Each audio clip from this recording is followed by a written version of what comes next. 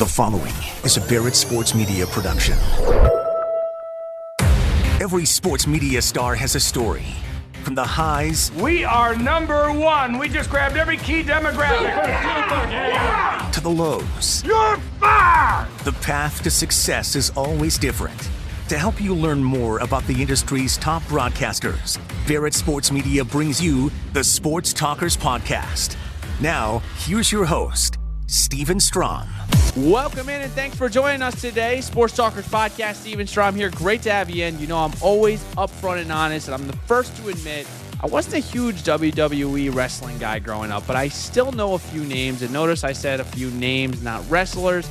This is just how much her name influenced the WWE. Now, some may know her as Renee Young when she worked at the WWE as a commentator, but her real name is Renee Paquette. She's from Canada. She was an aspiring actress that basically had this unexpected transition into broadcasting where she took on an opportunity with the WWE as a backstage interviewer, and that took her to becoming the first woman to ever broadcast an episode of Raw. Renee has a different journey and now hosts a podcast called The Sessions for the Volume with Colin Cowherd. Yeah, it's a lot. She explains it much, much better. So without further ado, rate, subscribe, and review. I think that rhymed, by the way, Sports Talkers Podcast. And let's get to Renee Paquette. All right, so you are from Canada. Mm-hmm. How did this girl from Canada get into broadcasting, or what was kind of the path that you maneuvered to broadcasting? So I almost feel like kind of by accident, in the sense that like I always wanted to be an actress. I had big stars in my eyes that that's what I wanted to do. But then just got kind of frustrated with the auditioning process and not feeling like there was like, it was like commercials and music videos and not really like the stuff that I really wanted to do. So as I was getting bored, I'm like going on like these like casting websites and see this casting for like a VJ. And I was like, oh, I think I could maybe do that. Mm-hmm. That's something that I could see me digging. So I went in and I auditioned for that. And like, I know it sounds so like cheesy, but honestly, I've like kind of worked since then. Like that's really when my career started. I was like hosting and producing my own show. And then that led me into my sports broadcasting career, because in Canada, there was much music, and there was a couple different sports networks that were really the only places to get national coverage. So I ended up at a sports network because they did comedic style interviews with their athletes. And I was like, oh, that's something that I could do. I like that. So then I started working there after like quite literally knocking on their door all the time, dropping off my demo reel, sending in emails, hounding people like, oh my gosh, that's what you got to do sometimes. I don't know if people still have to do that, but I definitely had to do it in the day. And then, I ended up getting the job there, and that's what led me into WWE. They had the rights for WWE in Canada. They asked me to host a post show for Monday Night Raw, and kind of the rest is history. Then I got picked up by WWE and got to do a million different amazing things. So did you like sports growing up? I did. So I played a ton of sports. What did you play? So I played ringette, which is kind of like hockey. It's played on ice. Very Canadian. What is it called? Ringette. Ringette. Kind of like my last name a little bit. So it's played on ice. The rules are different than hockey. It's kind of a little bit more similar to like soccer meets basketball rules wise to hockey.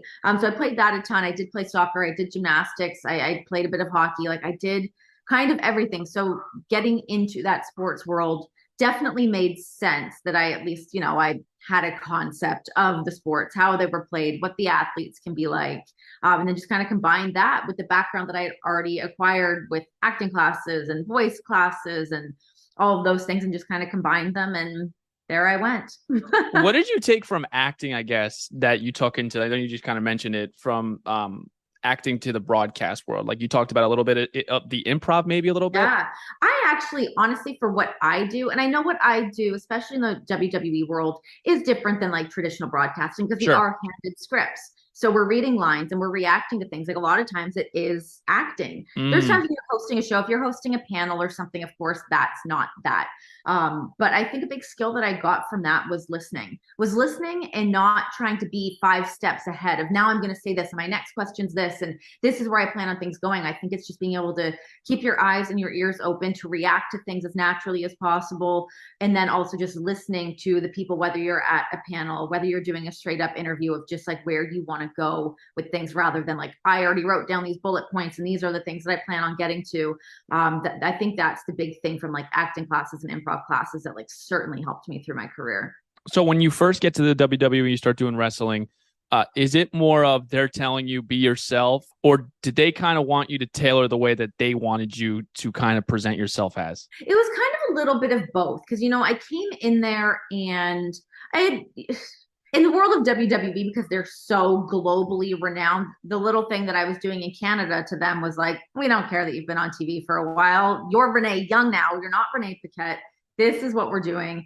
But as much as I did get to bring Renee Paquette into that Renee Young role, there were certain things that Vince McMahon wanted more of, like that more polished broadcaster. He wanted me to be very smart and very like polished and together, which my broadcasting style is not that. I'm all over the place. I swear a bunch. I'm like ask different questions. So I think it was kind of getting into that role of like, even just to like how I was dressing sometimes, how I wore my hair, like it was that full presentation of how they wanted fans to see me and view me. And I think it also kind of went hand in hand with, I think earning the respect of WWE fans. I think they didn't want them to think that I was, some run-of-the-mill random girl off the street.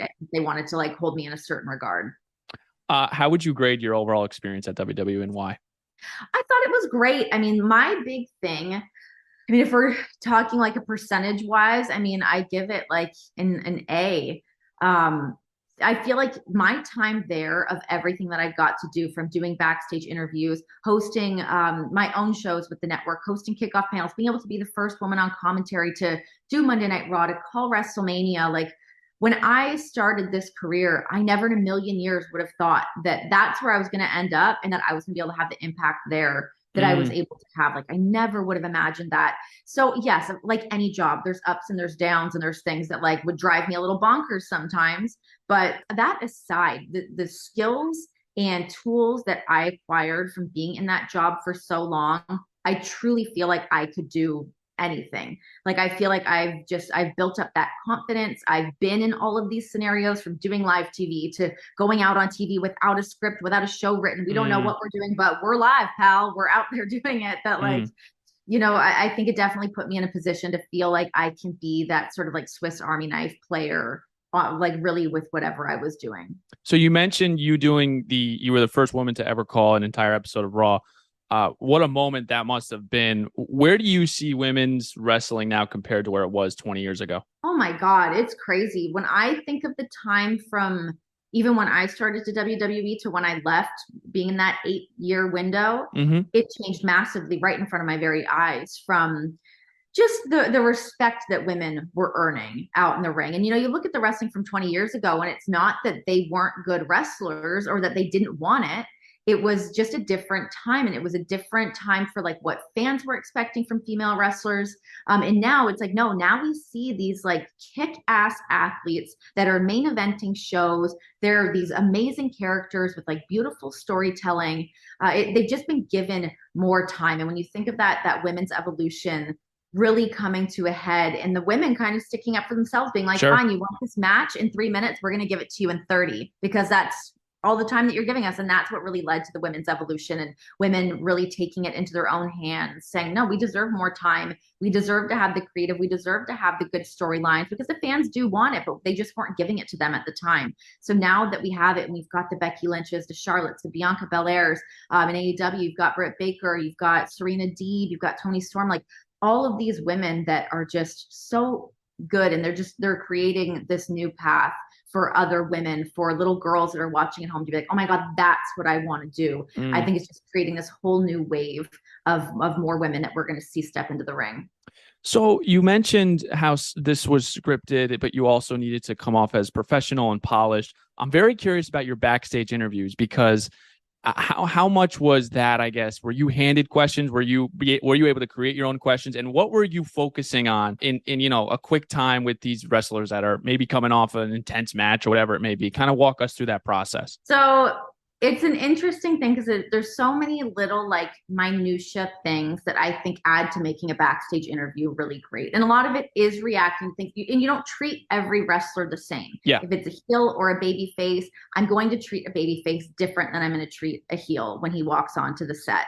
I say their name different. I welcome them on differently. I might take a step back if it's a heel. I might lean into them a little bit more if it's a baby face. I can smile throughout the interview. So it's little things like that that I would kind of think of as I was just kind of thinking about how the interview was going to go, and depending on who the talent was, whether they're great in these promo segments, maybe they're not, and I kind of wanted to make them feel as comfortable as possible so that they can do their job and know that like, good, we're in good hands, we've got this under control. There's so many little things that you think of, even just in terms of like where I would stand. You always stand just like a little bit behind the talent so that they're these bigger imposing characters. I'm not in the forefront of the camera. I'm a little bit behind them to give them that space. So yeah, thinking of all sorts of things like that. But no, generally speaking, you are handed a script. Every now and then it would be bullet points of this is kind of what we want to get to. Do your thing. But that also came over time. That was not a right off the bat. I think it's earning that trust from the writers, from Vince, from Kevin Dunn, all those higher ups in WWE to like earn their trust that they knew that I knew what I was doing and I could be a little bit more malleable in those situations. But generally speaking, yeah, it's a script. I feel like the podcast space, and we'll get into your pod now, I feel like that's where you've kind of been. You had an awesome career at WWE, but this is kind of your calling, right? You like to kind of let it loose. You like to let it rip. Is this kind of the space that you maybe now thinking, if this was a little bit before, I would be here? Yeah, possibly. I mean, the thing is too, it's like, I don't really think in like, oh, I wish I did this here or there or whatever. Cause like, again, I wouldn't have the fan base that I have if it was not for the career that I had in WWE. I wouldn't have those relationships with the guests that I have on the show. So I think it all kind of goes hand in hand. But yeah, I will say getting into that podcast space and having an hour and a half, however long we're going to have with somebody. I love that long form content. Like my hardest thing when I did commentary was they're like talking sound bites. I'm like, I don't think I know how to do that. Like I'm a conversationalist. I want to be able to react to things. I want to be able to just have fun or get serious if the topic requires you to be a little bit more serious. But yeah, it's like, I just find people fascinating and I like people. I like being able to talk to people. I love hearing people's stories. I love thinking about my own story when I got into this world. Like I think those are the things that kind of make us all tick, is having a passion for something and having the kind of wherewithal to like really follow through on these like kind of hoop dreams that people make come true. I find those stories really, really cool. So to be in this podcast space and really get into that nitty gritty and have time. I'm not on a time constraint. I don't have to worry about commercial breaks. I don't have to worry about any of that stuff. It's really, really nice. So Renee's podcast, The Sessions, she is with The Volume, which is Colin Cowherd's network, who is, read like 2 of his books. He's one of my favorite sports radio hosts. What did you know about Colin Cowherd before he had came up to you and maybe had a conversation about this? So Colin and I sort of go way back, because before I went to WWE, I had auditioned to take over Sports Nation when Michelle Beadle was on the way out. So this was like, right? Like literally weeks apart, or not weeks, days apart of my Sports Nation ESPN audition to, oh, by the way, WWE wants to bring you in for an audition. Great. So that was really my first meeting of Colin Cowherd and being like, oh my gosh. And at like 23 at the time, or wait, I was not 23. Let's calm down on that. 27, 28. But still, I felt like a kid. I was like, oh my God, I'm like going in. Colin Cowherd is like such this like, I guess imposing could be the word, but he's just like this larger than life character. He's been in this world for so long. He's one of like the cornerstones of broadcasting. Like he's Colin Cowherd. So yeah, I was definitely a little bit intimidated, being like, can I hang with him? Oh my gosh. To now, years later, being able to be like, oh my gosh, now we finally get to work together and I get to learn from him. He's a great person, obviously, to have in my corner if I've got questions about things career-wise, podcast-wise, broadcast-wise. The guy is just, such a well of knowledge. He's been there and done. You do a 3-hour show. You Insane. Do that radio-style show, oh my God. What no a skill. call-ins. That is, people don't understand how hard that is. 5 days a week for 3 hours. You have to be a little cuckoo to be able to do that. Totally. 100%. He's the first to kind of admit that. Definitely takes a certain kind of person to be in that space and be successful in that space. But yeah, I the fact that he's got his own podcast network and just like constantly acquiring like really great talent. He's a very talent first kind of boss, which I of course love. So I mean, it's just been such a great opportunity to be able to work with him in this space. So what was it about, I guess, the volume that made you kind of sign with them and put your trust in your podcast with them? Yeah, I mean, when you have the stamp of Colin Cowherd on something in the sports broadcast space, I mean, it's kind of a no-brainer. And it was this upstart company. I don't even think they had announced that they were starting the network when he had messaged me. I was only maybe 5 episodes into my podcast when he had reached out to me. So it was a really quick relationship. I was brand new in the podcast space. He listened to a few episodes. He hit me up in my DMs and Twitter just saying that he listened to it. He thought it was really great. And then the conversation kind of started from there. So yeah, it really was a no-brainer. I mean, just seeing Colin putting this together, and I know so many people that work closely to him that I know are so smart in that space too. So I definitely wanted to be able to rub elbows with those kind of people. Okay, let's do 2 broadcast advice questions for people that are trying to get into the business, try to get a foot in the door. You didn't have a traditional, went to Syracuse or went to a big time school, which I like. I like having different broadcasters that don't have that route. Pal. High school education. There you go. What do you think you had, I guess, from not even a broadcast standpoint, from a personality standpoint, that you were able to make these connections, kind of wiggle your way in? What can you say to younger broadcasters that, hey, here's something that I use that you can use to network and to do different things? I don't know how helpful this is, but I think authenticity is number one.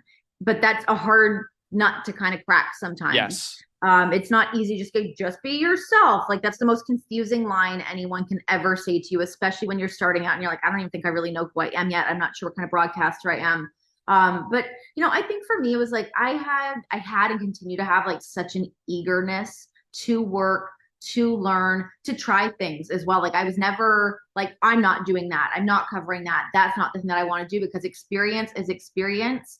And one thing leads to another. That's how you do the networking. That's how you get to meet people, is being on different jobs, getting your reps in. So I think anytime opportunities come up to be on camera, to be on a microphone, you take it. That's sort of like that's what I've always loved, is like putting myself in situations. Sometimes, granted, it sometimes puts me in like a panic and like a sweat where I'm like, can I do this? What am I talking about? What's happening? This is not my wheelhouse.